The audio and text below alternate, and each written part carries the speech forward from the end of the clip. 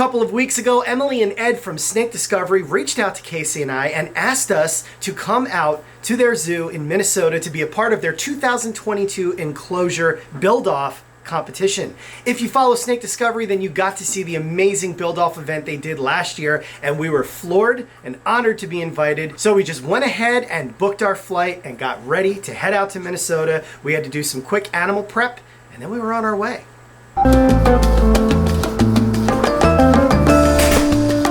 Well, after 2 nauseating Uber rides and a pretty smooth plane flight, we have arrived in Minnesota and we are ready for Snake Discovery's build-off competition tomorrow. Can't wait.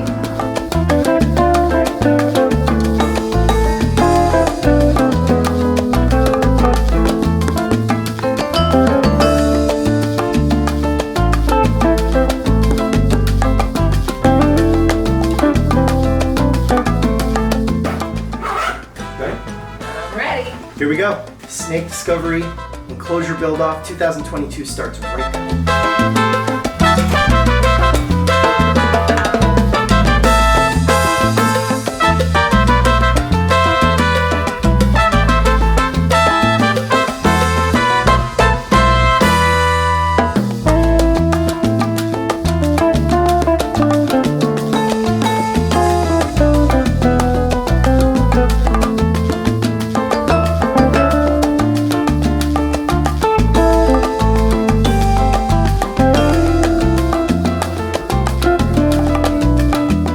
We definitely have our work cut out for us. Oh yeah.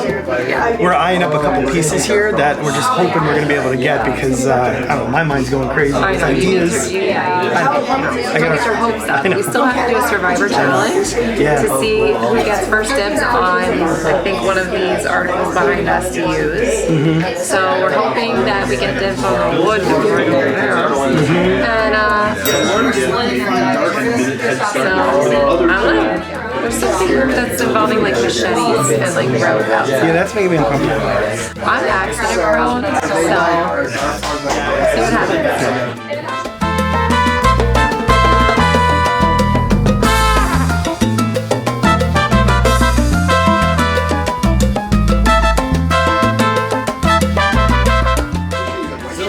There's too much stuff.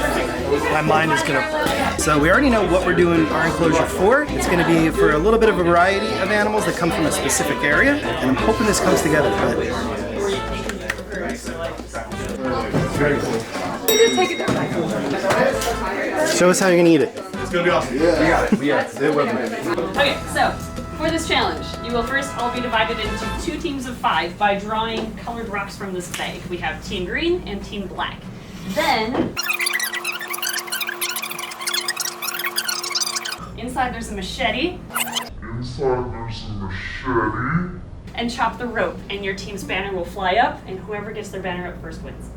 Okay. Oh my god. And once the machete is out, no running. Please. Put it down. And I didn't hear a word you said. Alright, You're the enemy, buddy. Be prepared to be Oh, dispatched. hey, Team Black! Ooh, Team Black. Yes, all right. So we know our team. Team Green over there is stressing over You there. guys practicing trivia? 3, 2, 1, go! Go, go, go. Why they get so close to the door? Yeah, it's not fair.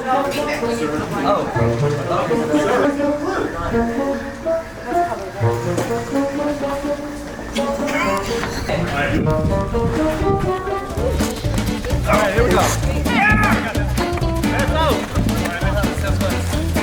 Yeah! Woo! F2. He's gonna chop it. Do the honors, Case. Case, do it. Yeah, Case. Drop their flag off.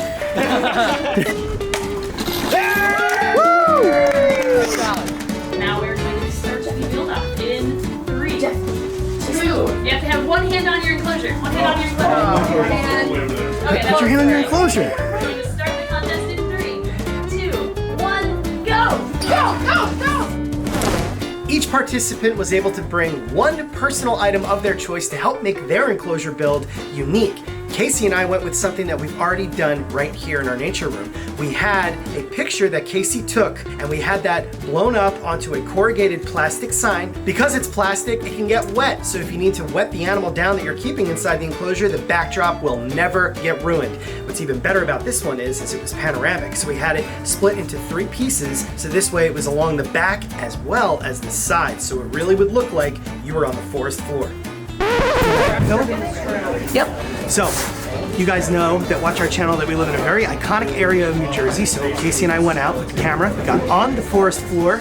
She got an awesome photo because we're gonna try to get as specific and unique as we can with this.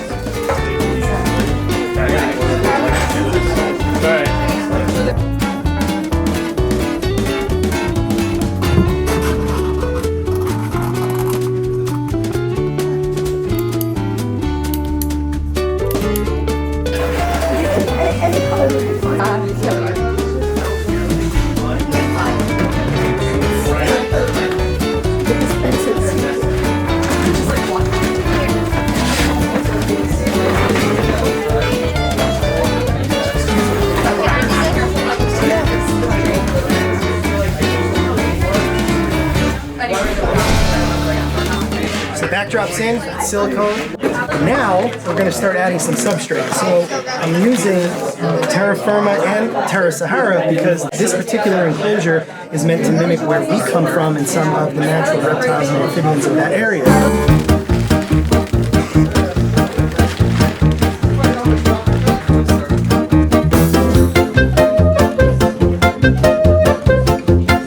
Universal Rocks water dish. I'm going to go right over here.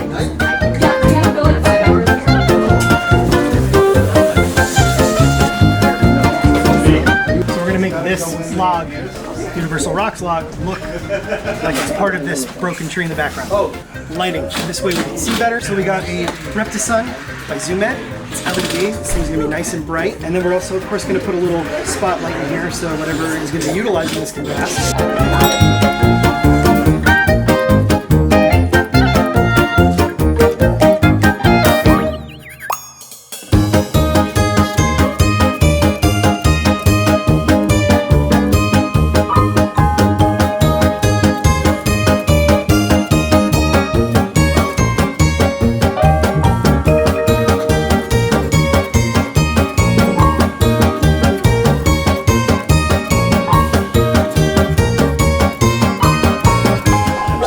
A lot of progress here. Several different aspects of this enclosure are in place, but now we're like trying to get even more creative and trying to figure out how we can really tie all of this in. But I'm really liking where we're at so far.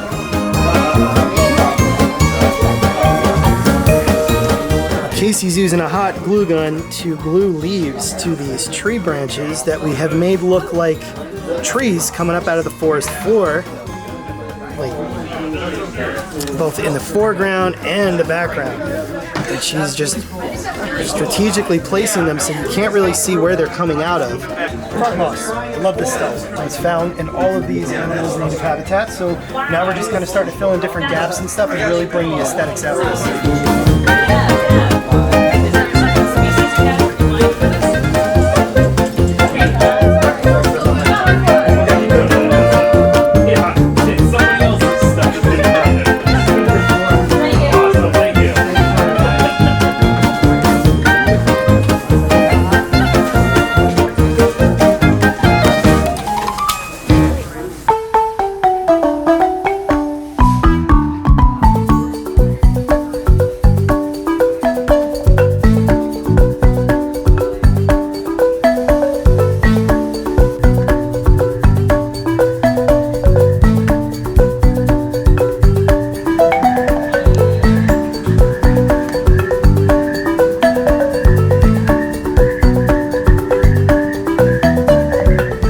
Rattlesnake. It's always cool to see species that remind us of home, and this is one of the species that I work a little bit with in the field.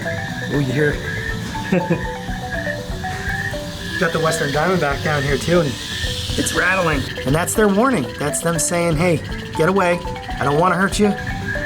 What's interesting about timber rattlesnakes in New Jersey is the populations that are found all the way up north are found in like mountainous areas, and they actually use the rocky outcrops of the mountains to warm themselves, gestate, and of course give their live birth.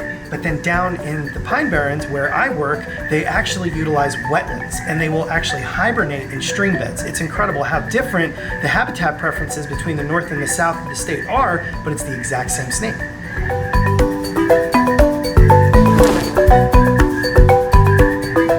This is a bull snake, and they are very closely related to my favorite snake, the pine snake.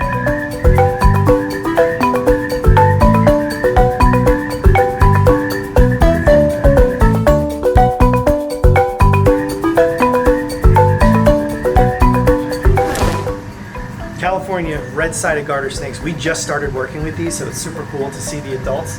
Garter snakes are so inquisitive, they have so much charisma, and they're super easy to work with. So we're looking forward to our little guys and girls growing up and looking as beautiful as the ones here at Snake Discovery. We are finished. Welcome to the forests of America.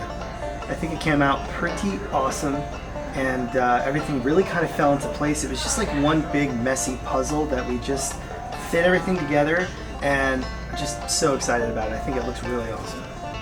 We paid super close attention to detail in here, and we made it look as though you're on the forest floor. So you're seeing saplings and young trees sprout up and just kind of go way up into the canopy.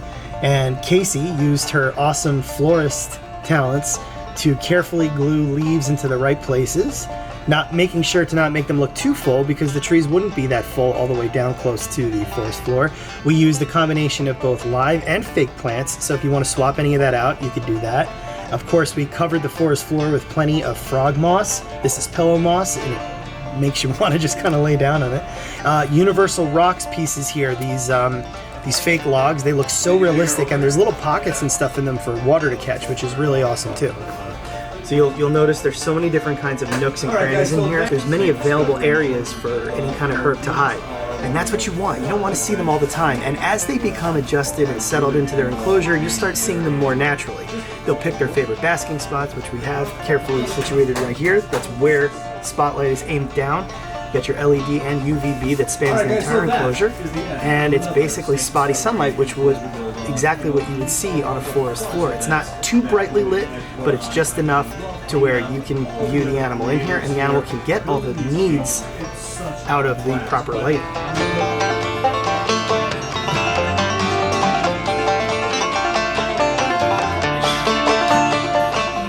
Everybody involved in this build did an absolutely phenomenal job, and the creativity is just remarkable. I don't know how anybody's even going to fairly vote, to be perfectly honest with you. Tyler and Maddie did an awesome graveyard type enclosure where they use a coffin where the animal that they made it for, which I believe is a Mexican black king snake, can actually go down into it, and then they created, by using an acrylic box, a hide that you can actually see the animal in underneath with, I think it was a black light.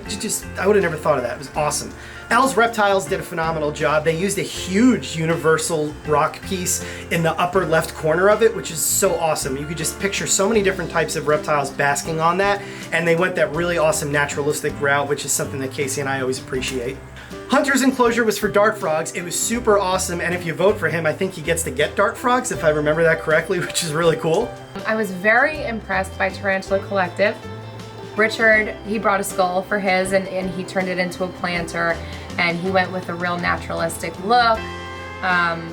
Honestly, everybody did an incredible job, and everybody was really appreciative of everybody else's creativity. All around, awesome experience. Dave Kaufman built something. When I started watching him build it, I was like, what the heck is he doing? And it turned out to be so creative. He built up these little like mounds with foam, and the way he painted them, and he had a skull in there, and the lighting, I mean, it was really, really cool, very different. Adam from Wiccan's Wicked Reptiles did a really awesome enclosure. He used some live plants that he used as his personal item, which really brought things together. We love seeing that kind of plant life and depth to an enclosure, so that one is super awesome. WPS Reptiles made a Star Wars themed enclosure. I mean, he put an X-Wing fighter with R2-D2, and he built Dagobah. I'm so jealous that I did not have that idea. Props to you. Bill from the Chameleon Academy did a really interesting enclosure, and he actually talked about how it could be used for isopods, which is awesome because you don't see too many people doing that kind of stuff for something like a little invertebrate like that. But of course it can be used for other animals as well, and he talked about that when he pitched it, and it just came out awesome. Luke did something phenomenal. He brought the shed of a gaboon viper that had been perfectly preserved and used that as his backdrop. I mean, who would have thought to do that? It was awesome. It was donated to him, and him and his family did an incredible job putting that together, and it's super unique. You're not going to see that on anything else. We want to thank Ed and Emily first and foremost for inviting us to be part of such a wholesome, incredible, educational event. And these kinds of things always end up bettering the animals that we're working with in the end, which is just a huge plus. Everybody that was involved was super talented, super warm, and just absolutely incredible. And Casey and I are just so happy to be a part of things like this and to be able to work with people that just love what they do. All of these people are passionate about the animals that they work with, and it just doesn't get better than that. So if you're wondering how you can cast your vote for your favorite enclosure, all you have to do is click the link in the description of this very video, and it will take you where you need to go because voting is live right now over at Snake Discovery. When all is said and done and the winners have been announced, every single enclosure that the competitors built, including us in this build-off, will be auctioned off, and the proceeds will go to the one and only US Ark, who is protecting our beautiful hobby and will continue to do so into the future.